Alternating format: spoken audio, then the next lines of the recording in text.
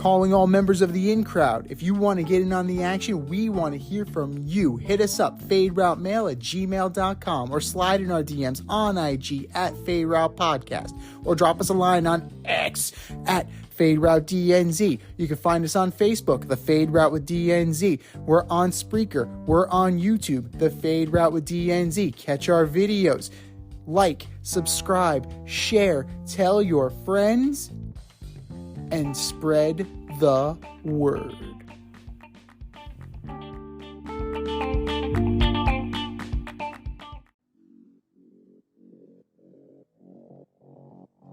Coming at you from the Hey Yo Studios, it's the Fade Route with DNZ. Here are your hosts, D and Z.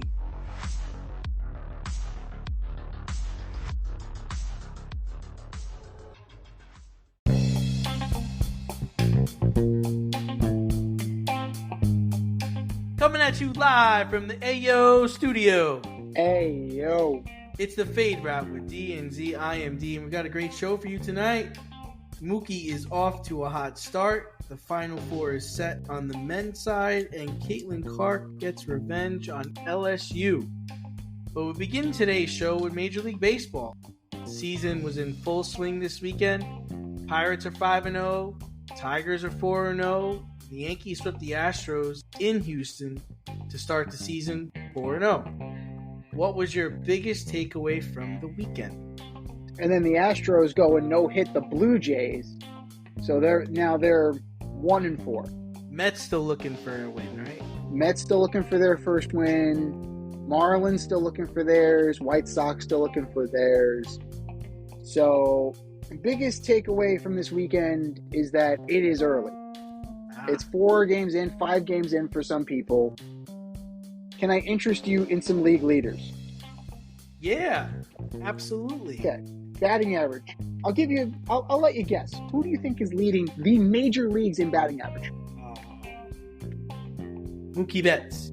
Second place, Anthony Volpe. 571. So who is leading the major leagues in home runs? Mookie Betts. Now your guy, Mookie Betts, tied with Teoscar Hernandez. So Mookie Betts They're on the same team, aren't they? Yes, sir. Yes, they are. Yes, they are. Yes, they are. And we didn't even touch on Ohtani. We didn't even touch on Freddie Freeman yet. You know, Mookie's leading the league in hits. He's leading the league in runs batted in. It's the Mookie Betts show. Got that. Can I interest you in who is leading all of Major League Baseball in wins? Wins. I'm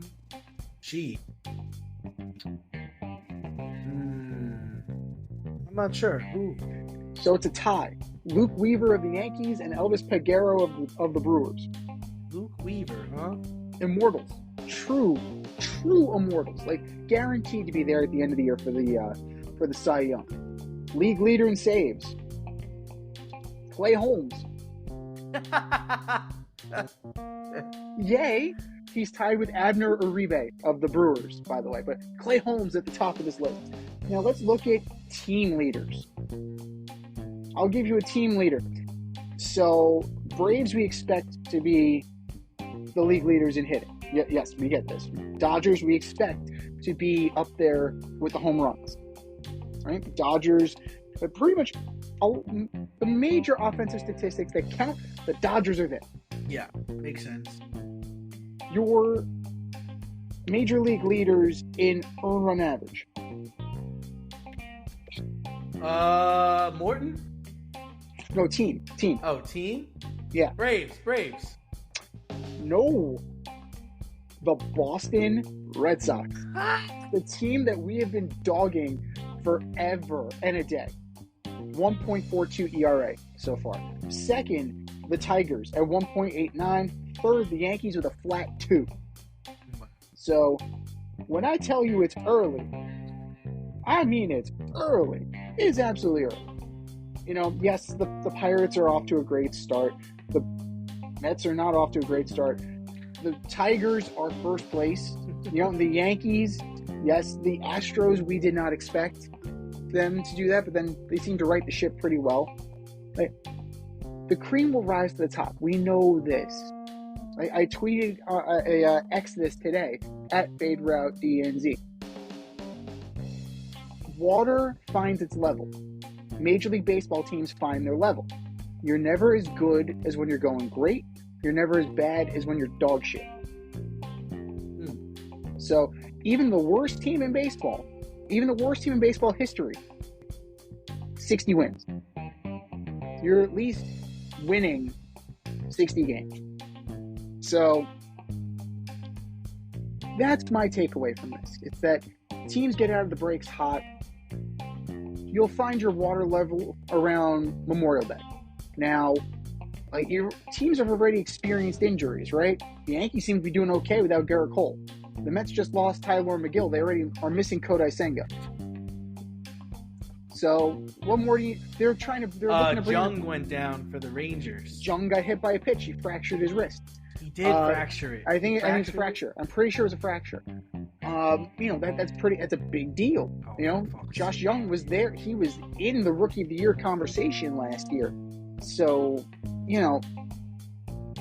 better to get the injury bug early because you can come back from this. Your organization can make moves.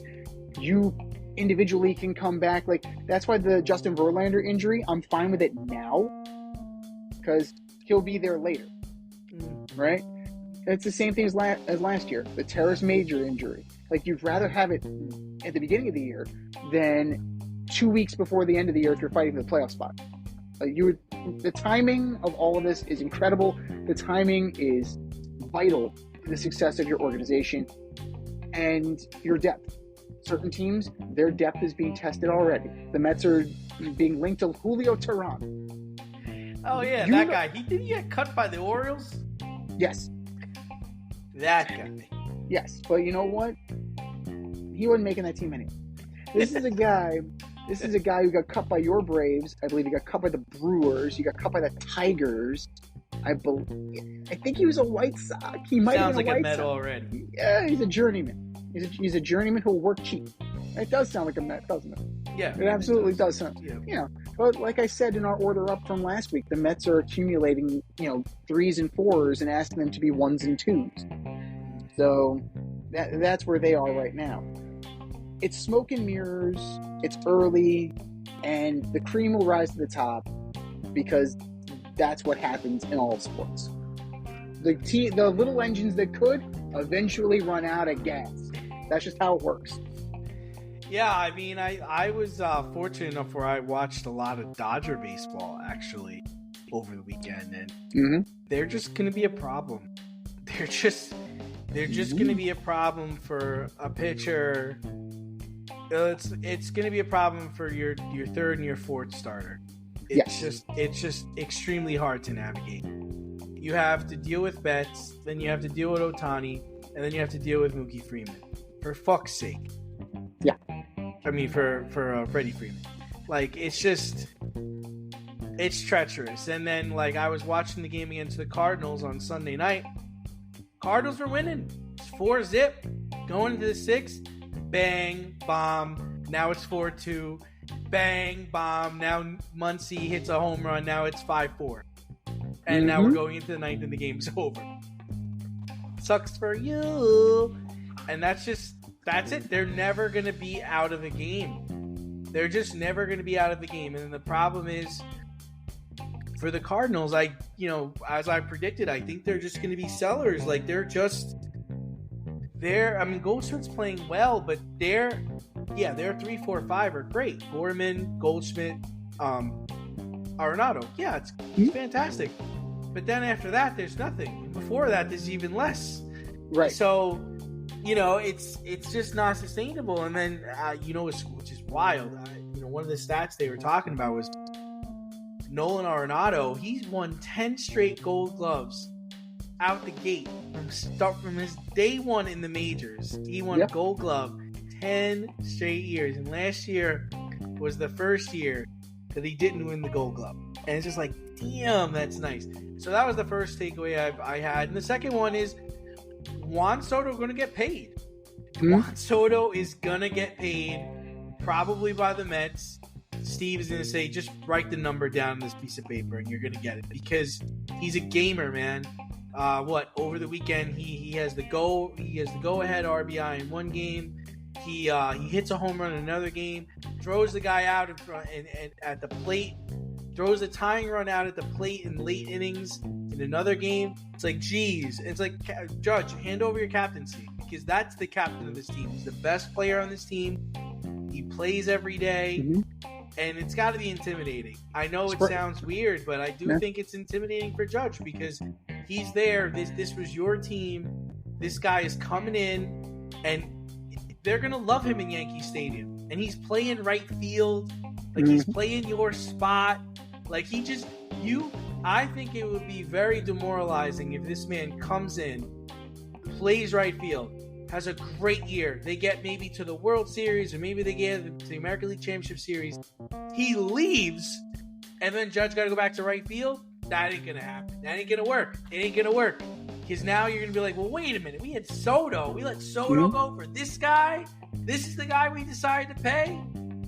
Whereas I think it's going to be a problem. I really do think it's going to be a problem.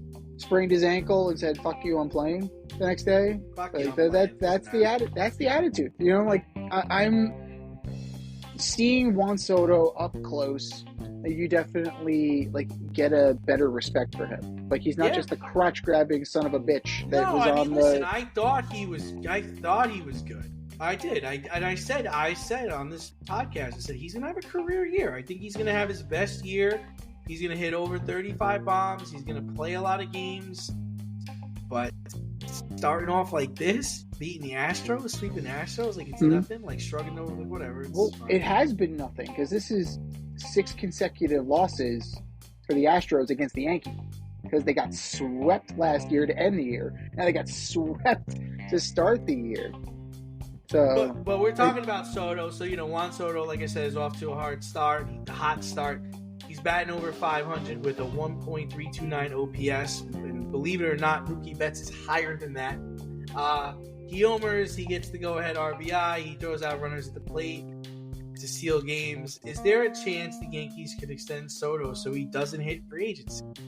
Who's Juan Soto's agent? Boris. That's all you need to know. Next question. There's nothing they could do, right? Nothing. Next question. Moving on. Yeah, it's absolutely ridiculous to me that this is and you know what? This might be the time for Boris to change up his methodology. Well, that's what I was thinking. He's coming off a horrendous offseason for his clients. Right. Like, nobody got what they wanted. Absolutely nobody. So, maybe this is time for him to change up his tactics, and maybe this offseason was Major League Baseball GM saying, you're going to have to play ball with us now, because we don't have to do what you want, right? These teams are not going to overpay the way the Texas Rangers paid for Kevin Millwood, or for the Dodgers paying for Derek Lowe, or the Rockies paying for Mike Hampton. Nobody's doing that anymore. Nobody's tripping over themselves to give your clients the sun, the moon, and the stars in the off season. You want it? You got to negotiate with us now. Because guess what? The result of the season, it doesn't matter. We have our number, we have our value, and we're not going to move off of it, because the Yankees need to pay possibly Rizzo, Glaber, Soto, Verdugo. Right? That's only 4 guys. There's about 8 guys who are going to be free agents. So, if this team is good, and yes, 5-0, the Yankees are projected to be good. I mean, listen, they didn't beat a slouch. I mean, Houston's a good team, and they went in and they just beat threw a no-hitter against the Toronto team. They just beat the National League pennant winners last year. They just knocked off the Diamondbacks. So, the Yankees are, they won again? No, they won last night. They're 5-0. They knocked off the Astros, and then they beat the Diamondbacks. Yeah, but I'm saying, in the Astros win, and they beat the Blue Jays, and they pitched a no-hitter against them, and the Blue Jays are a good lineup. That's not a shabby team. They're actually a decent team. It's absolutely. And you went into that place during opening weekend in Houston, and it was no problem. First game was 7-1, I think. Yeah. So, I mean, Soto's hitting .450, He has 9 hits and 28 bats. He's got his homer. He's playing stellar defense. Like, he's doing everything he needs to do to get paid. Now, it's a couple of different things. It's Scott Boras. It's also Brian Cashman. Right? Brian Cashman did the move. If you're Brian Cashman, what are you doing? Like, what are you thinking? Like, what's the number that you think you could realistically do this for? Is this something that you're going to try? Ohtani set the market. That's the thing. Like, you got to go above that, at that, or just below that? I think you have to go higher for Ohtani because he pitches. I would say if you're in the 6 range, 10 somewhere, years, $600 million. Is that what you're pitching? I would say that would be a safe bet. 10 for 600, just because Ohtani is so different because of the pitching, right? Like, you got to take a little bit off. You have to take a little bit. Like, you can't pay him apples to apples unless Juan Soto is going to, toe the slab every 5th day. You might have to if Garrett Cole's out for a long period of time. Younger. Yes. He has a World Series ring already. Yes, he does. And he plays the field every day. Yes, he does. But Ohtani is baseball's unicorn.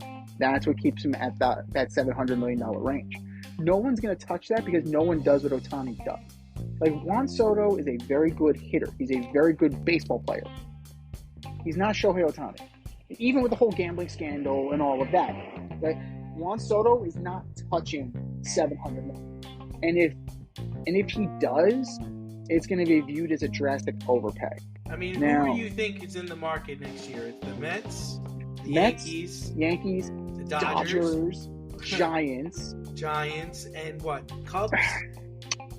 Seattle? Maybe the Cubs. I'm starting not to rule out the Texas Rangers. I'm starting, Rangers, Astros. Astros maybe. Astros got that money too, right? If the Padres overperform, I could see that a reunion. They're going to try to get back into it. I don't think so. I think that's done. I don't know, man. I don't know. I mean, somebody told me the Braves would be interested, but I don't think they need him. They're not going to. But could you imagine an outfield of Acuna and Soto? But they're not going to pay that. No, they're not. They're not going to pay. And we have a center fielder. Like, Michael Harris is our center fielder. It's fine. Well, no, I mean, we won without that. So, I mean, yeah. And you know what? At the end of the day, that's going to create a little bit of a rip because who's going to play right field? Acuna is just as good as Juan Soto defensively. I mean, if you're looking for a team that might make a splash, yeah. You can't count out Toronto. You just can't count out Toronto because they have that kind of money. I don't see why not. That's who they brought in George Springer. They still haven't paid their guys yet. Bo Bichette is not really proven to be that great of a hit. He's good. He's not great. He's great. He's proven to be kind of a butcher at shortstop. Vlad G's their guy. And Vladdy's their guy. But if they're hanging around this periphery, and if they're serious about being contenders, they'll pony up. They got to pony up for him. And you know what?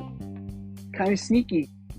The Orioles are going to have some players coming off their books next year. If Mullins goes and other players go, slide in Juan Soto. I don't know if they have that money. That's a lot, man. They have new ownership. It's a new owner in Baltimore, and they'll want to put their stamp on this team.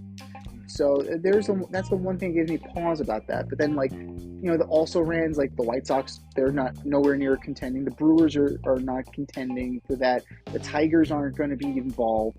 The Tigers have money. The Tigers have money. But I don't think he's going to want to go to Detroit. They were one of those teams that was in the Alex Rodriguez sweepstakes back in the day. Mm-hmm. They were a team that, fuck, the Red Sox. They have money. They'll have money. Well, we'll see because all the finaglings and the financial machinations going on with the soccer is affecting what's going on in Boston.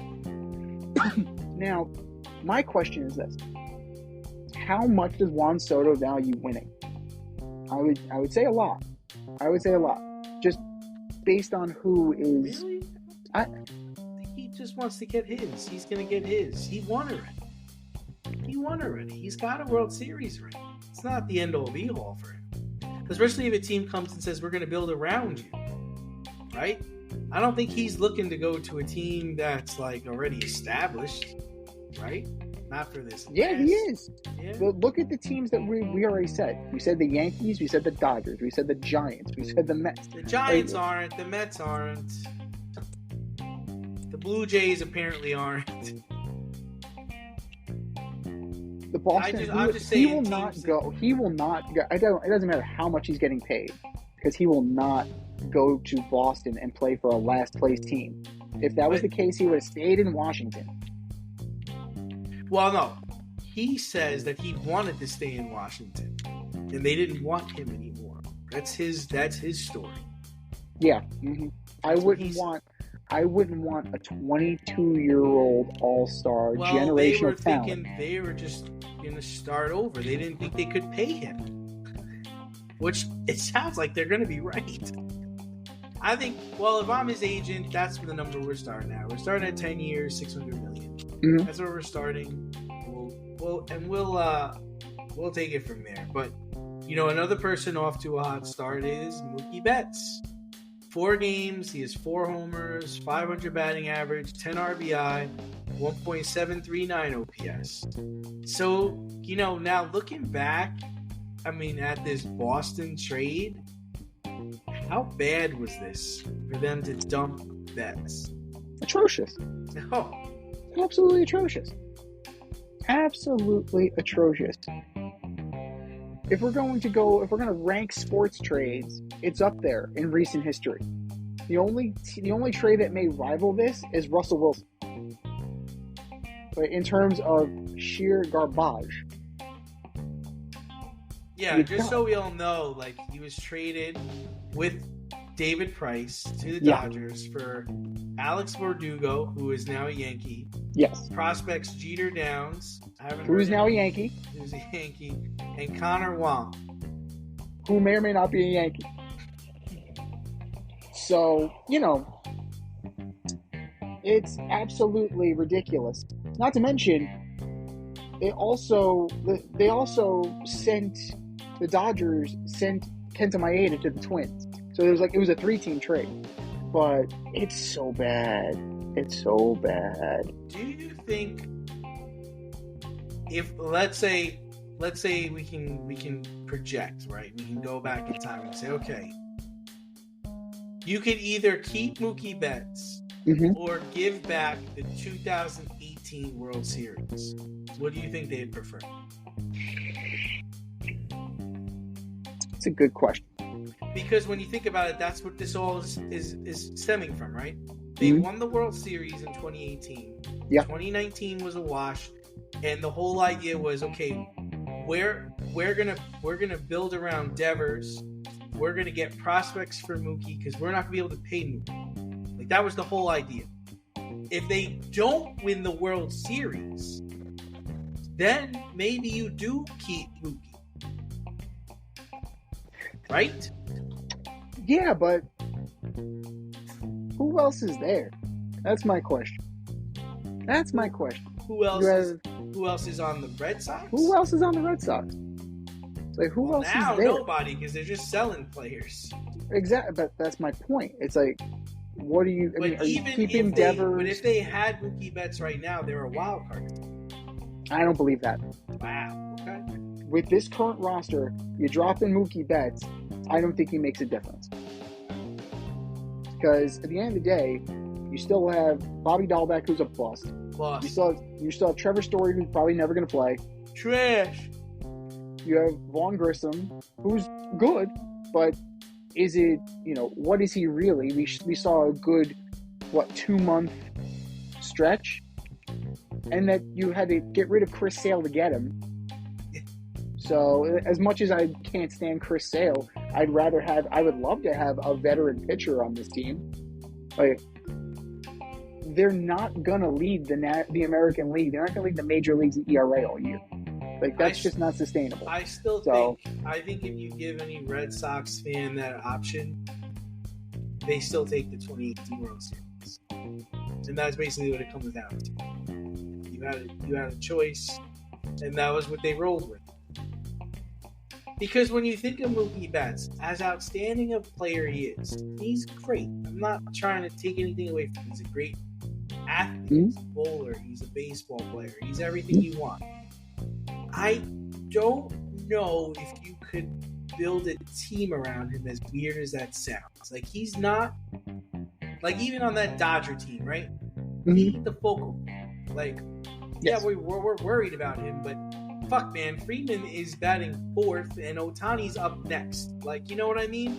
It's like those Jeter teams. It's like, yeah, Jeter's good, but he wasn't the best player on those teams. We were more worried about Tino Martinez and Alex Rodriguez and, you know, and those kind of players. So that's the only thing that I can say about Mookie is like, yeah, you're great. You're going to be great wherever you go. And you're playing shortstop now, which is amazing, right? But could I really build around you? Could you be the focal guy? I don't think so. Like Aaron Judge. Like, Aaron Judge is a guy who could be the guy, right? Soto is a guy who could be the guy. I hate to say this, but Bryce Harper is a guy who could be the guy, right? He could be the guy. But I don't know if Mookie is that guy. So I'm not mad that they did it. Mookie's also never been given the opportunity to be that guy. So, because they immediately went out and they got all these other guys around him. Oh yeah, like those Red Sox teams were loaded. I mean, Davey Martinez was a beast. Go back and watch the tape, man. He was a problem. Fucking problem. But that's the thing. It's just like you've never given him the opportunity, so we can't say they can't. No. I'm not saying he can't. I'm saying that if I was an executive, I don't know if I would. I don't know if given the option, if I would. That's my whole thing. It's like, the one thing about him is that he's small, he's fast. I mean, he's hitting for more power now. Yeah. So okay, so maybe that projects a little bit more. But you expect, he's just a speed guy. Eventually, like, your wheels slow down. And this was also a team that got burned by Pedroia. Yeah. You remember. Like, Pedroia had MVP season, was batting cleanup with David Ortiz in the lineup, and he got burnt out. He was giving it everything he had, and his body betrayed him. Yeah. So they might have looked at that and been like, shit, man, he's really good right now, but is he really going to be good in 5 years? I don't know. Or is he going to flame out like Dustin Pedroia? Is he going to flame out like Dustin Pedroia? So that's why I really give them a break on that. And I also really think that I don't know if I would really want to build around him. I think he's a good player to have on your team, and you want to play with him. But he's a guy that you surround with better players, and he's not a compliment to them, but he's the cherry on top. Yeah, well, we can agree that the Boston Red Sox got absolutely nothing out of that trade. No, they got all of those guys. They're gone. They got Ugats from that. And that's the thing. The Yankees got more from that trade than the Red Sox did. He basically traded Mookie Betts for a bag of meatballs, man. Yeah. Like, that was just like, maybe that part wasn't thought out very well. Maybe they should have, not been so quick to deal him to the Dodgers, and maybe there should have been more conversations had. But then again, then that's the other question. See, like, what happened? Why wasn't there a bigger market for Mookie Betts? If you're because they tied him to, I'll tell you right now, they tied him to David Price. Nobody wanted that contract, and the Dodgers were saying they're dumb enough to take him. They also paid $96 million. They did. They paid the majority of Mookie's contract. Precisely. Well, that's the whole thing with the Josh Beckett trade, remember? Like, you want Josh Beckett, you got to take Mike Lowell. And what happened? Mike Lowell turned out to be a World Series MVP. Mike Lowell's got to is... stop dyeing his hair and just let it be white. Dude, why is your hair brown? Your hair was black your whole life. Like, what are you doing? Just let it be white. It's okay, man. And just for the record, Connor Wong still on the Red Sox. Yeah. Yeah, that's awesome. Good for you, Connor Wong. Good job, buddy.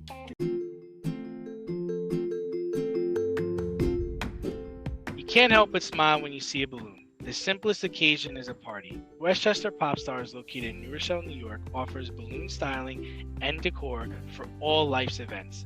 Birthdays, anniversaries, weddings, showers, school and corporate events, store openings, or just because. Westchester Pop Stars takes balloons and shapes them into works of art, creating decorative installations for your special occasions. No event is too big or too small, and their custom personalization service is top-notch. Westchester Pop Stars is a private studio, quickly expanding. In-person consultation is by appointment only. Send an email to westchesterpopstars@gmail.com for more information or to schedule an appointment. No need to hire an event stylist. All you need is balloons. Currently servicing Westchester, Putnam, New York City, and Connecticut. To find Westchester Pop Stars, search for them on Instagram, Facebook, or Google. We don't talk a lot about women's college basketball, but we will today. Caitlin Clark dropped 41 points on LSU to punch Iowa's ticket to the Final Four. Now, a national title seems like it's within grasp. Up next, they're going to play UConn and my favorite women's player, Paige Beckers. But her representatives are already looking at the next chapter. Ice Cube and the Big Three reportedly have offered Clark a $5 million deal. If Caitlin Clark opts to go to the NBA, she will only make $78,000 a year. So, Z, if you're Caitlin's father, where is she playing next year? I mean, she, in 40 minutes, she had a double-double, 41 points, 12 assists, 13 of 29 field goals, 9 of 20 from three. Okay, that's volume shooting right there. That's certainly volume shooting. Now, you get this bird in hand offer of $5 million. We also don't know, to be fully honest, we don't know how much she has made off of NIL. We don't know. We have a general idea that she's very well paid, but we really don't know for sure. $5 million? That's a lot. It's very difficult to turn down, especially for a contract with the WNBA, which will make anywhere between $78,000 and $100,000.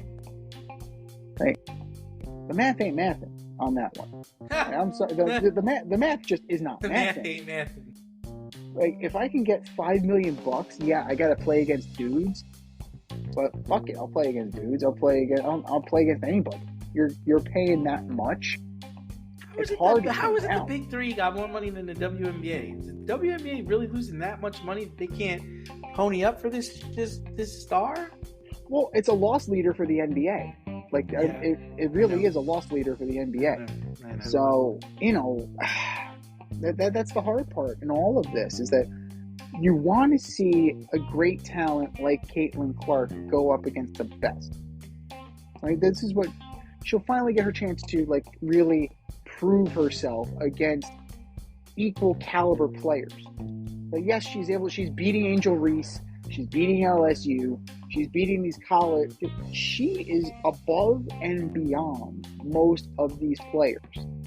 So to see how she would fare against the Brittany Griners of the world, the Sabrina Ionescu, the Diana Taurasi's, like the elite in women's basketball. And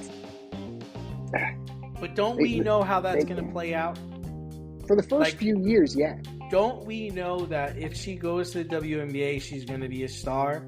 Like, we know she's going to be able to For sure. So you don't know. So For sure. you don't know if she's going to be able to hang with those girls. All right. I don't know that because she has. Who has she played that's in that? Well, in caliber? that situation, Beckers, then Angel Reese. in that situation, then it's a no-brainer. Then she has to go to the WNBA. In that scenario. Now, that's not to say that she doesn't. You can also look at the WNBA draft, and you can always see what this is going. You can always pull a power play, right? I can go play for $5 million and then re-enter the draft next year. Like, I can figure that out. I can make my you money. could, but here's the thing: is like she's in a position where she could really like make history, right? Like she's in a position where she could go in the big three and show that women can play with men, you know, and you could really break ground there. I mean, you could really break down barriers and change things. You go to the WNBA, you're just doing what you're supposed to do, and I think you're different. You're saying you don't know. I'm saying I would expect her to play at a high level, and I would expect her to do well against Taurasi and Stewart and all the other women. But I mean, you got a chance to really change the game. I mean, that's just what I feel here. The thing is you could go to the big three, and if it doesn't work for you, or you don't like it, you can then go to the WNBA. You could leave, sign as a free agent. It doesn't hurt her status at all if she goes and tries this, right? It doesn't. It's the only question it's kind of like Annika Sorenstam, right? When Annika Sorenstam went and played men's tour events, when she was the queen of the LPGA, and she was like, I'm going to try and make this work. Was she successful? No. But she did blaze trails for so many female golfers, right? She and Michelle Wie did that. Now, if maybe Caitlin Clark can trailblaze in that fashion, but I mean, $5 million is $5 million, man. Like that's what it is at the end of the day. If the WNBA can somehow match that, well, for one, if she becomes the highest paid player in the WNBA before she even steps foot on a WNBA court, there is going to be a target on her back that is going to be huge. Maybe, but the only hang up for the big three is, can you play defense in the big three? That's the question that only she knows. She's the only person that knows, hey, can I go into this league and play against 6'7", 6'8", 6'9" foot men? Yeah. And play defense. And that's where the hang up is, right? Because you are a liability in a 3-on-3 if you can't, because no one coming to help you, Z. There's no help. There's no help. If that guy's backing you down, you gotta take it. Get your hands up. You gotta figure it out. Nobody's coming to help you. So that's the only hang up. So if she was to opt, if she was to opt to go to the WNBA, then that's what that tells me. That tells me is like, you know your limits. You know your limits. You know that, yeah, you could score, but you're worried about being a defensive liability and getting exploited in a 3-on-3 pretty much men's league, right? And if you do go, well, that means you're trying to change things. You're trying to change the game, and you're trying to prove something, and I applaud that. Especially she would be, she would be a trailblazer, but with that comes, you run the risk, right? Oh, is she a gimmick? Right? Oh, or if she goes to the big three? If she goes to the big three, like, is this just a gimmick on their part? And that's not fair to her, because she's a very good athlete. She's a very good basketball player. I applaud Ice Cube for extending the offer, and I think it's a smart and a bold move by him, because to me it's a challenge. It's a challenge. It's like, hey, you come play here. You can't play in the NBA, but you can play in this league, and we have former NBA players. Yep. So, if you really think your game is that elite, come on over.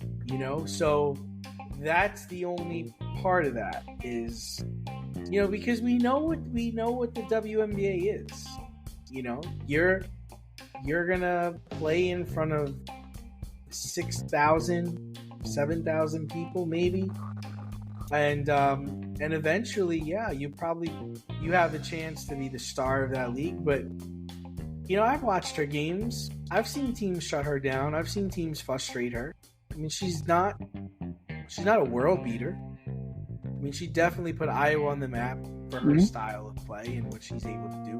She's a good player. I'm not taking anything away from her. But, you know, when you go to the next level, they'll figure it out. They'll figure it out. They'll absolutely figure it out. And that's the problem when you're generationally so far above your competition. We've had this argument so many times with regarding Reggie Bush. He was so far head and shoulders above everybody that there was only one place for him to go but down. So Caitlin Clark does run that risk. I'm a Paige Beckers fan. I like her. I like her game. I'm interested to see that matchup. Like, it's going to be it's going to be an intense matchup. And you know what? Like, it wouldn't put it past me if Gino had something for Iowa. Wouldn't surprise me one bit. Yeah. It also wouldn't surprise me if Caitlin Clark is hoisting the national championship. Yeah, I mean, Paige Beckers was supposed to be. She blew out. Yeah. Yeah, she was supposed to be Caitlin Clark. You know, but she hurt her knee. Yeah, and she had to change her style of play. Bryce Harper, by the way, had 3 home runs and 1 grand slam tonight. Jesus. Oh, wow. Well, those are his first 3 hits of the season, so good for him. Helping fantasy teams all over the world. Good for you, Bryce. Good for you. On the men's side, the Final Four is set. NC State set to play Purdue, so an 11 versus a 1, and UConn set to play Alabama, so we got a 1 versus a 4. My bracket, 1 is busted, 1's still alive, and I got some other gambling thing I'm in where if Alabama wins, I win some money.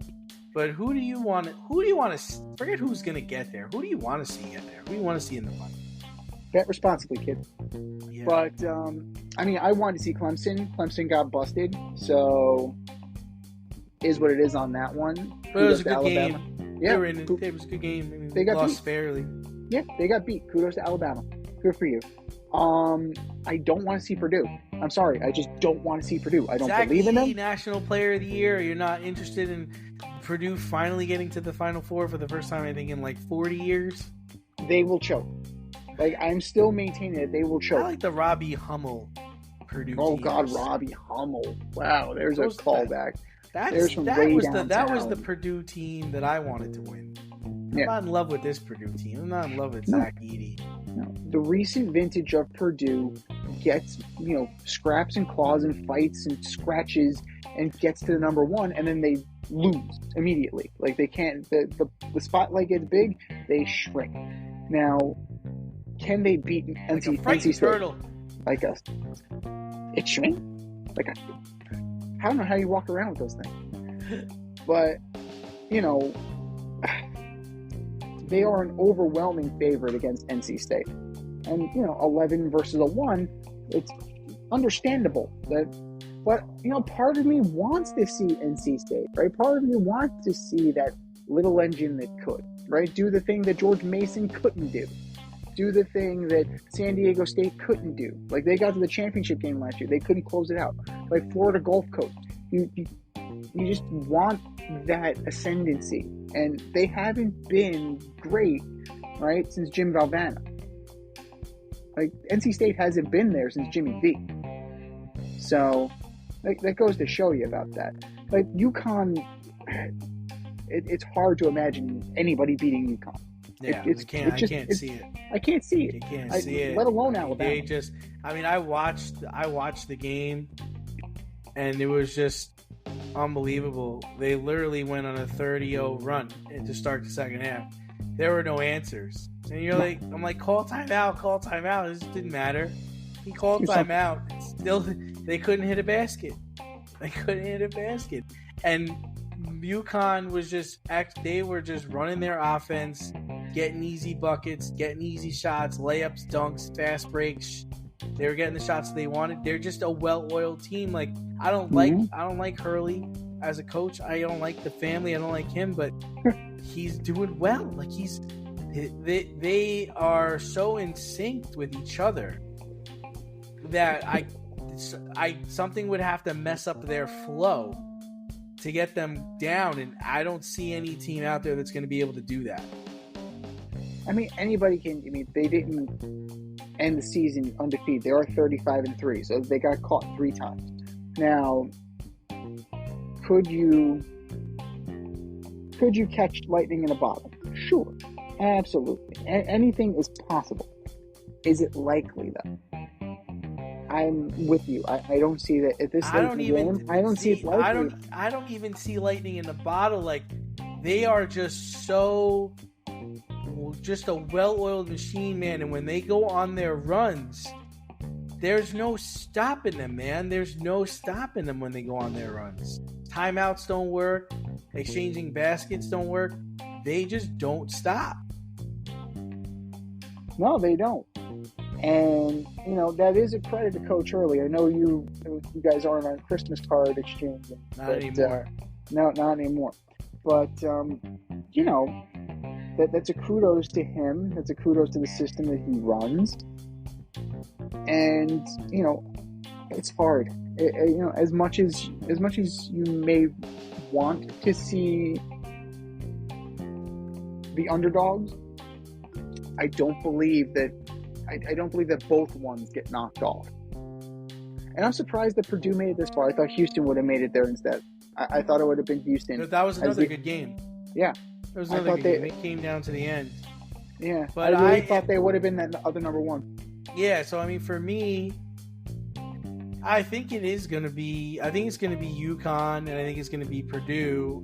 What I'd like to see, I'd actually like to see NC State playing Alabama. I would. Really? I think it'd be fun. It'd be more fun. Be less pressure. Like it'd be the first. It's the first time that Alabama's made it to the Final Four, and both their football team got to the Final Four, the basketball team got to the Final Four. They got a chance to win a national championship in basketball. Yeah. And then on the other side, it's NC State, it's Valvano, it was since 1983. Like, it's just such a better story. Like, UConn won a couple years ago. I guess you could play with the Purdue thing where, it's Zach Edey. He's finally made it. National Player of the Year all these years. And they finally get to the Final Four. They're finally competing for a championship. But it's like, meh. Yeah. Meh. The cool story with NC State is that they're the first team in NCAA history to have both of their men's and women's basketball teams representing in the Final Four. So that is pretty cool. Like, it would be awesome if both teams won. It would be awesome if both teams actually. Ooh, that'd be a good bet. I wonder what the parlay for that is. That's got to be high. We need to get with our guy in Vegas and figure that out. They need to get sponsored by MGM Rewards. Do you love brownies? Of course you love brownies. But you know what's better than a brownie? A delicious, handcrafted, gourmet brownie delivered right to your doorstep. That's what our guys at Sweet Life Brownie Co. offer. Chef Tommy D and the crew offer a dozen delicious delights that you will crave, from the classic OB to Dutch apple to campfire s'mores and many more. Check out their website, sweetlifebrownieco.com, for their Friday brownie drops. At noon, their site goes live and you see what they're making. Since you're there, become a site member and earn points. You earn 50 points just by signing up. Make sure you follow them on Instagram and Facebook too, at sweetlifebrownie_co, for the latest updates and their latest releases and creations. That's sweetlifebrownieco.com. Give them a call, 845-641-3043, and tell them D&Z sent you. That's sweetlifebrownieco.com, 845-641-3043. Sweet Life Brownie Co., because there's always room for a brownie. Let's move on to some football story. We talked about this during the week, and we rehashed it a couple of times. But, with Baker Mayfield signing his $100 million contract with the Bucs, I think we can both agree that he's kind of returned to franchise quarterback status. That's why. So who is the next former first-round pick that will resurge his career this season? So just out of what you got Sam Darnold, Zach Wilson, Mitchell Trubisky, Trey Lance, Kenny Pickett, Justin Fields, and Mac Jones. Who could be the next Baker Mayfield? Let's go around the horn. All right, Mac Jones. If he plays in Jacksonville, something has gone wrong, because Trevor Lawrence is the guy. Justin Fields might be able to take the job from Russell Wilson, but I don't know. The rest of the team around him isn't that great. Kenny Pickett, C. Mac Jones, but in Philly. If anything happens to Jalen Hurts, they're fucked. Just plain and simple, they're fucked. Trey Lance is what, a third string? If that, Yeah. third string? Third. Yeah, he's third string. If the two guys ahead of him go down, something has gone extremely wrong. Mitch Trubisky. If he has to play, that means something really bad has happened to Josh Allen. And I would just say, congratulations to the Miami Dolphins for your division title. If anything happens to Josh Allen. Are you kidding? The Jets got Hassan Reddick. They're going to the Super Bowl. No comment. He left a thing on Twitter. No, he left a thing on Instagram. Oh, Jets fans, you don't know what's about to come. It's like, oh yeah, Yes, I do. we do. Yes, I we do. do. Yes, I know we do. exactly what's going to happen, my friend. Yes, we do, Hassan. Absolutely, we do. 100%. There's a reason, sir, while you were traded for a third-round pick, my friend. All right, well, we've seen this before. You're not the first, you won't be the last. I'm sorry. Zach Wilson. Moving on. That leaves Sam Darnold. That leaves Sam Darnold by default. Zach Wilson, we're moving on. Yeah, we're moving on. Because, you know, if he's playing, If he's playing. that means Taylor's down. That means Rodgers is down. That means the season's over. Oh, so you So- got him going back to the New York Jets. Who's going to take him? My At dear the- Lord. At this point, to My, quote, my to dear quote- Lord. to quote Little Big League again, we got to find somebody dumb enough to take you.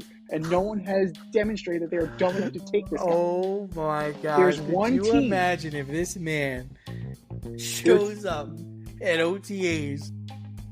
Because he has to report. No, he has to. He has absolutely to report if they don't cut him or trade him. He has to report.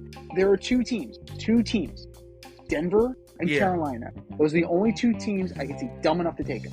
Yeah, And Zach would be the backup to Bryce Young. I think Seattle. Yeah, Seattle. Sam Howell. Ooh, I'm Sam glad Howell you mentioned was there. Sam Howell. I can see Sam Howell having the best out of everybody. But he wasn't a first round pick though, right? But because we're talking specifically about first round picks, we got to Yeah. put Sam Howell to the side. Yeah. I could definitely see Sam Howell balling out in Seattle. But that leaves Sam Darnold by default, man. You keep Justin Jefferson. You got weapons. That team's not bad. Like, Sam Darnold Because has he's a the shot. start. He's the starter right now, right? He Sam's He the is. starter. He is. And you would 'cause assume they're going to trade up to draft a quarterback. You would assume. You would assume. Now, you know, whether it's J.J. McCarthy or Michael Penix Jr., or actually they may not even need to trade to get Penix. So that's the thing. But, I mean, it's him and I think it's Jaron Hall. Like, Sam's got that one. Yeah. So it's I got to like be. Sam. I've always been a Sam fan. I like Sam. I like him. But of this list, and based on the situation that he's in, it's Sam Darnold. It's absolutely Sam Darnold. Now, he's been put in this position before, and he's squandered it every single time. You're the guy. Make it happen. Shit. So, defend your boy. How about also Carson Wentz getting signed today by the Kansas Yes. City Chiefs? But you know what? Okay, so if anything happened to Patrick Mahomes, you now have Blaine Gabbert and Carson Wentz. That's okay. Okay. Well, I don't even know if if Blaine's back because I also heard that Ian Book is there. Okay, who's the so maybe former he's not. Notre Dame guy, Yeah. and there's one other former quarterback who's actually really good that's going to be competing. So Okay. maybe so Blaine's gone. if Blaine's gone, that's fine because Carson Wentz is your number two. Like he could we haven't seen the best. We haven't even seen the good of Carson Wentz in a while. So he No. got Matthew Stafford's Gatorade just the right temperature last year. So, That might be another place for your buddy Zach Wilson. LA.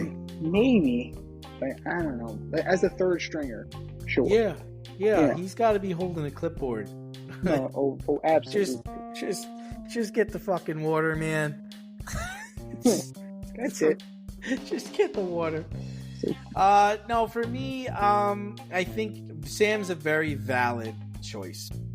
But for me, I'm actually gonna go with Mac Jones. Really? Yeah, I just, I could see Trevor maybe getting hurt, and I think you remember that Doug Peterson did this before. He had Wentz went down, Nick Foles became the starter, won the Super Bowl, got a statue outside the stadium. So that could happen with Mac. I mean, I think Mac really just struggled with the Patriots. Like, I'm going to chalk it up to, it wasn't an ideal situation for him. I don't think playing for Belichick was his strong point, even though he did play for Saban. I think it was really tough for him. I think Doug Peterson is a good quarterback coach. I think he's done a great job with Trevor Lawrence, and I could see him resurging Mac Jones's career so that maybe in 2025 Mac could sign on with a team and be their guy. You'd hope that they kind of rebuild him, because he needs desperately to be rebuilt. A lot of these guys desperately need to be rebuilt. Fucking Joe Judge was calling plays for him, and Matt Patricia. Yeah, so a year under Doug Peterson would actually be something that would be very beneficial to him. So, I mean, kind of like what you were saying about Zach Wilson, a year under Sean McVay would be beneficial to him. The problem is that he's behind Stafford and Jimmy G. So, what meaningful reps are you going to get? You're just going to be scout team. You're just going to be running, you're going to be... Zach? Yeah. That's what he needs, though. He needs to learn. He's going to be, they're going to be playing Tampa Bay. He's you're going to pretend to be Baker Mayfield this week. You could do that, right? Shucks, I can try, Coach. Just run in the right direction, Zach. Why? Baker doesn't. What did I say? What did I say? But, I mean, all these guys, with the exception of, Mitch, who's done this, been there, done that, got the t-shirt, he's back in that situation. Fields has something to prove. He's in a position where he can prove it. Jones, I don't see it. I don't know. He'll be good. He'll get the tutelage he needs, but he's not going to see playing time. Trey Lance, no. Kenny Pickett, no. I mean, he'll resurge someplace else. I mean, they're not going to be $100 million contract resurge. That requires playing time. So to do that, I mean, by process of elimination, that leaves Sam. But because we limited ourselves to first round picks, we had these guys. But I keep going back to Sam Howell, right? I mentioned it. I mean, yes, you were very clear about first round picks, but I don't know, man. I like Sam Howell a lot. He's got the arm. I mean, at one point, he did lead the league in touchdowns and yards last year. Sam Howell with a shit Washington team. That team was shit. So you put him in a better situation, and I think that he is the guy that is going to be that $100 million man. Sam, how many more chances? He's like AJ Burnett. How many more chances are you going to be? You get one good year out of Sam, and what's it going to be? I remember when AJ Burnett signed with the Yankees, and my mom and sister were super excited, and I was like, "Don't be excited. You're going to get one good year out of him."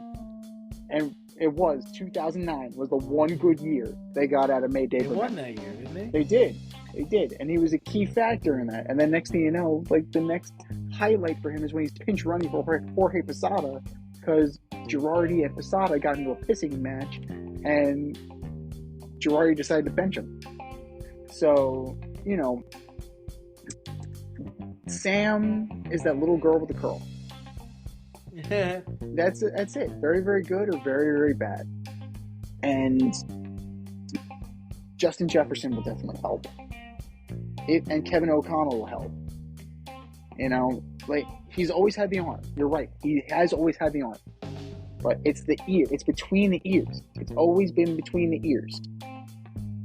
And let's see. Like, maybe he's finally got his head on straight, and what's in between his ears is fixed.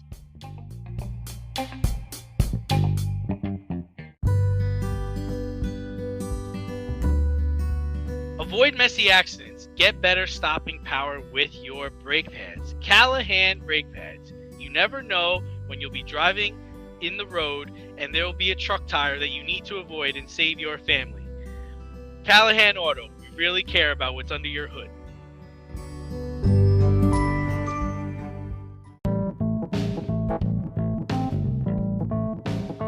Fair or foul?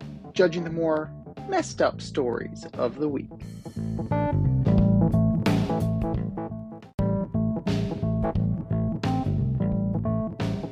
All right, boys and girls, we have a statement. It's either fair or foul. Fair or foul? Number one, Mike Trout will play over 120 games and be an MVP candidate. Oh, man. I am going to go fair on this. He's just off to a good start. He looks good. He started off the year. He's got 3 home runs. He's got 3 RBIs, solo shots. He's got a 1.262 OPS, batting 286. I'm not going to give up on Mike Trout. I'm not giving up on Mike Trout.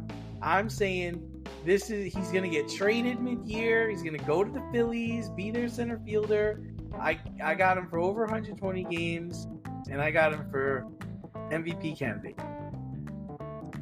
Foul. Absolutely foul. 139, 157, 157, 159, 159, 114, 140, 134, COVID year, 53, 36 and 21, 119 and 22, 82 and 23. He barely made half a season. Age 32. He's not getting any younger. His body's breaking down, as you can see. As you can see, like, numbers don't lie. The numbers don't lie here. Games played is important. You need to be available. And there's no place else to stick him in Philly, right? I mean, Bryce Harper already made the move from right field to first base. So where are they going to stick him? He's going to be the DH. Oh, wait, they can't do that because they got Schwarber. You're not putting Schwarber in the field. No. Absolutely not. So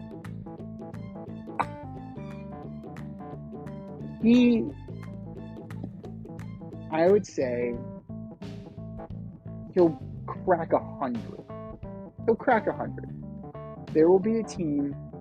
It will be the Phillies or the Giants, something like that. So a team that's in need of an outfielder, or a team that's in the hunt, who's willing to drop that prospect capital, who's willing to pay that price, and they are going to be let down, severely let down, because he'll play very well, and then my hamstring, not the my Dodgers, knee. right?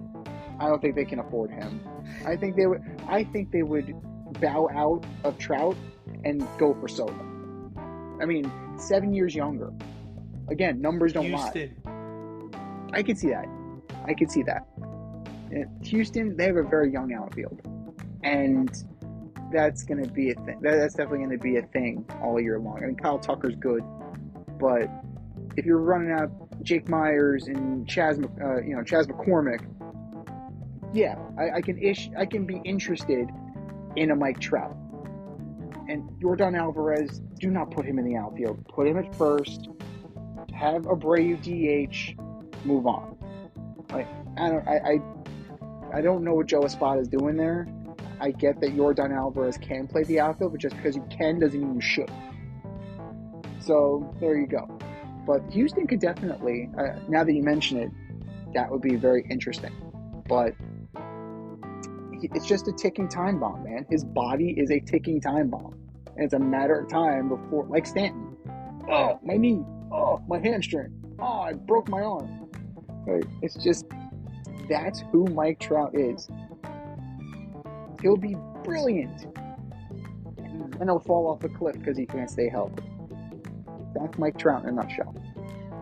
Fair or foul? Number 2. Michael Penix Jr. is really climbing up these draft boards after his amazing workouts. I think it's foul. I think people are just trying to talk him up. His injury history is just very concerning. I don't see how any team could draft him earlier than the 3rd round. The guy tore his right ACL in 2018. Then he re-tore it in 2020 and played in 2021 without getting medical clearance. Then he fractured his shoulder clavicle in 2019, his right side. And then he had a shoulder AC joint separation in 2021. He is just not built to play professional football. So I think it's all hype. I don't think it's real. I gotta say, it's fair just for the simple fact that it's not that he's moving into the 1st round. Like, 2nd would be fine. A 2nd round pick would be fine. It's a little bit of a stretch, but if it's a team that already has a quarterback and you're giving this kid a look, or you think that he might be able to benefit you, I don't see the problem there. You know, like we've mentioned, we linked him several times to the Seahawks. Want to take him? Fine, right? You got, you have Geno there. Like, okay, maybe, right? Maybe the Giants want to take him in the 2nd round. Okay, bring him in. Look at that quarterback room. Drew Lock, Daniel Jones, Tommy DeVito. What's one more? What's one more? So, where you start to lose me is that, he's jumping into the 1st round now. No. That injury history is very real. Right? And with 1st round status comes 1st round money. A guy that is held together with duct tape and glue, I don't think you necessarily want to invest 1st round money on. Think about a guy like Jason White. Remember Jason White? All those years ago? Like, he didn't even get drafted. Right? Jason White got the shit beat out of him in college, had multiple knee injuries. He ended up playing in the league. He ended up playing, I think, for the Titans. But his body was a mess by the time that he got to the pro. Right? The 2005 draft, he not only didn't get drafted, he also didn't get tryouts. So, like, that injury history can definitely affect your draft status. Now, he's showing that he's healthy. He's showing that he can make the throws in the pro day. Pro days are pro days. We in New York know about pro days, right? At this point, we know about what happens at pro day. Gets you the overall number 2 pick, right? So, I'm fine. I'm fine with Penix being 2nd, 3rd round. I'm fine there. I'm fine with it. Just moving into the 1st round is a little too rich for my blood because I'm not paying him. I'm just, for a guy that may be out of football forever, very quickly, just one bad hit, and he's got to have his knee rebuilt again. Too rich for my blood. 1st round, way too rich for my blood for Michael Penix. 2nd, 3rd, okay, but not 1st. No way.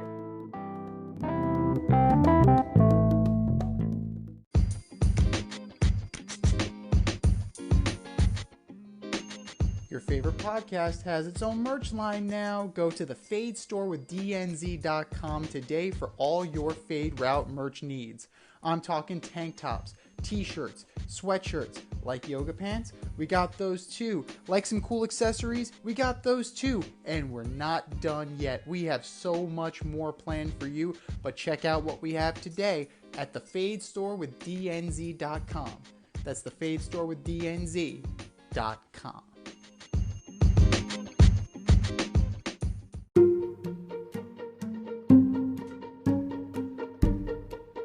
The Fade Store presents the Alleged Superstar of the Week Award.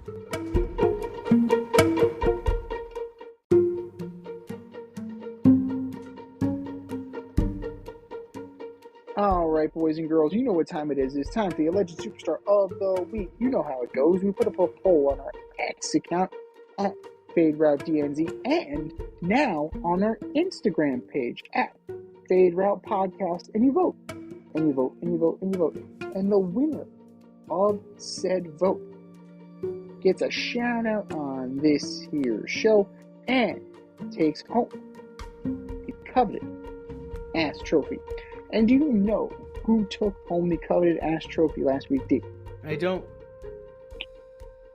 Narrowly beating out Scott Boras was Shohei Ohtani. That guy. Bet responsibly, kid. Bet responsibly. But that was last week. This is this week. Who are your nominees for Alleged Superstar of the Week, D? All right, first up, I've got the New York Mets. Highest payroll in professional baseball. 0-4 start to the season. New York Mets, do better. Number 2, I've got the Oakland A's. You have more errors than you have runs. You have 13 errors this year, but only 11 runs. Oakland A's, do better. Just do better. And number 3, last but not least, the Toronto Blue Jays. It's not even a week into the season and you get no hit by a guy making his 8th start who's never pitched more than 6 innings. He wasn't even supposed to play that day. Toronto Blue Jays, do better. Just do better. What do you got, Z? I mean, those are great choices. I mean, the Mets are indefensible. The Mets are absolutely indefensible. But you know who else is indefensible? The guy on the motorcycle? No, Mets Twitter. Mets Twitter. It is 4 games into the season. 4 games into the season. They want McNeil gone. They want Lindor batting 9th. They want, who else? They want all the kids up from AAA, but they want JD Martinez up from Port St. Lucie, who's trying to get, health, who's trying to, get his swing back and get ready. It's 4 fucking games. 4. Do you know how many games they play? I think they pay 162. They do. They do. And luckily for the Mets, they got rained out tonight. So there we go. There's the first positive of the year that they got rained out tonight. Bitching about how Mark Canha got a tribute video. Who gives a shit? Who gives a shit if Mark Canha got a tribute video? Mark Canha did some good things for the Mets in his year and a half. Okay. Who cares? If the organization deems it appropriate, fine. Right? The New York Rangers give out tribute videos like they're Tic Tacs. Doesn't matter. Who cares? It's not your money. It's not your time. Right? You're not putting these videos together. Yeah. Are they doing poorly right now? You can't dispute 0-4. You are what your record says you are. But you cannot tell me that they're going to go 0-162, because that's never happened in the history of baseball, and it never will. It never fucking will. So, can we back off of DEFCON 1, please? Please. Lindor will hit, McNeil will hit, Mendoza will figure out how to navigate this roster. Relax. To quote the great Aaron Rodgers. RELAX. And if I'm quoting Aaron Rodgers, that's really fucking telling you something. New York Mets Twitter. You are my alleged superstar of the week. Number 2. And it's a combo. I'm going to combo off of yours. You mentioned the Oakland A's. I'm going to talk about the A's and Major League Baseball. The A's benched their former All-Star, Brent Rooker. They optioned Esteury Ruiz in the minors, even though he was hitting 429, had an equatorially hot spring. And this is supposed to be okay? This is supposed to be okay. A team that's actively trying to lose until they get to Vegas is making more moves to actively tank. Major League Baseball needs to intervene here. Absolutely, they absolutely do. The problem is they won't, because Gutless Rob has a deal to move to Vegas. And he's not going to spoil that deal by forcing Fisher to sell the team, or by sanctioning the Oakland A's for purposefully losing and making the necessary moves to continue to lose, and lose huge. So Major League Baseball and the Oakland A's, we see what you're doing. You're not being coy about it. Not even close. Do better, boys. Just do better. And then last but not least, Rashee Rice. Involved in high-speed race and a high-speed car accident that injured multiple people, totaled the cars. He ran away from it. Initially hid behind his lawyer, claimed he wasn't there. Then he said he had rented the Lamborghini. Somebody else was driving the Lamborghini. He was driving the other car. This is just bad. This is just bad all the way. This is just bad all the way around, man. This is just, the story doesn't get better any way you slice it. And this is a league, right, who's just coming off of the Henry Ruggs thing. Yeah. Somebody died then. Somebody could have died here.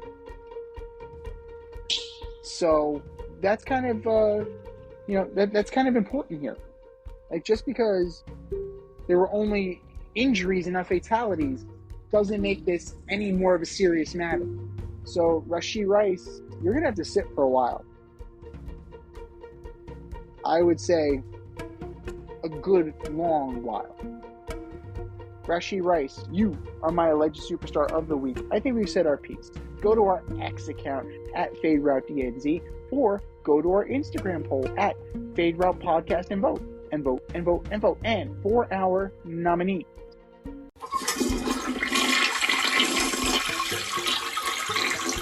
Just do better, boys. Just do better.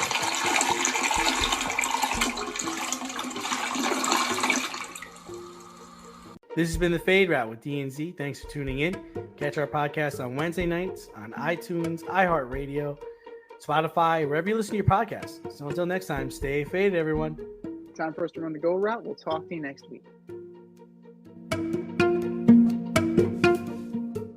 Thanks for listening to this episode of our podcast. If you like what you heard and want to hear more, be sure to like and subscribe on your favorite podcast platform. Rate us 5 stars, leave us a review, turn on subscription notifications, and tell your friends. Spread the word, spread it wide.